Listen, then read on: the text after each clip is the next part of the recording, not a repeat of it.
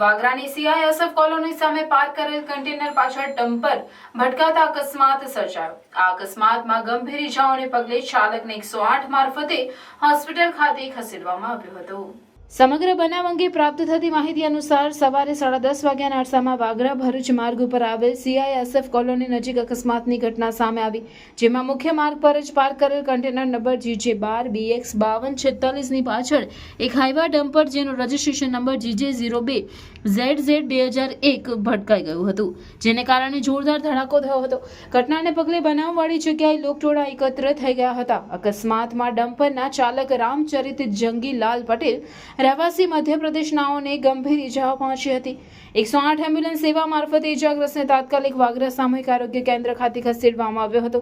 અકસ્માતમાં સ્ટીયરિંગ અને સીટ વચ્ચે ચાલક દબાઈ જતા તેની છાતીના ભાગે ગંભીર ઇજાઓ પહોંચી, જેથી તેને વધુ સારવાર માટે ભરૂચ રેફર કરવાની ફરજ પડી. ઘટનાની જાણ થતાં જ વાગરા પોલીસ પણ દોડી ગઈ અને જરૂરી કાર્યવાહી આરંભી.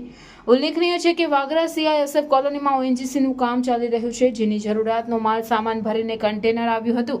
અંદર એક ગાડી ખાલી થઈ રહેલી હોવાથી આ કન્ટેનરને સીઆઈએસએફના ગેટની અંદર પ્રવેશવામાં રોક લગાવી હતી, જેથી ચાલકે કન્ટેનર મુખ્ય માર્ગ ઉપર જ પાર્ક કરી દીધું હતું, જેના કારણે જ આ અકસ્માત સર્જાયો હોવાનું પ્રાથમિક અનુમાન લગાવવામાં આવી રહ્યું છે. જો કે સીઆઈએસએફ કોલોનીમાં તેમજ ગેટ બહાર પણ કન્ટેનર પાર્ક કરી શકાય તેટલી પૂરતી જગ્યા હોવા છતાં આ કન્ટેનરને અવિરત વાહનોથી ધમધમતા ભરૂચ વાગરાને જોડતા મુખ્ય માર્ગ ઉપર પાર્ક કરવામાં આવ્યું હતું. જો કે સદનસીબે અકસ્માતમાં કોઈ જાનહાનિ તો નોંધાઈ ન હતી, પરંતુ જો અકસ્માતમાં કોઈ એસટી બસ, લક્ઝરી કાર અથવા કોઈ પેસેન્જર વાહન હોત તો મંગળાવારી થાત તો નવાય નહીં.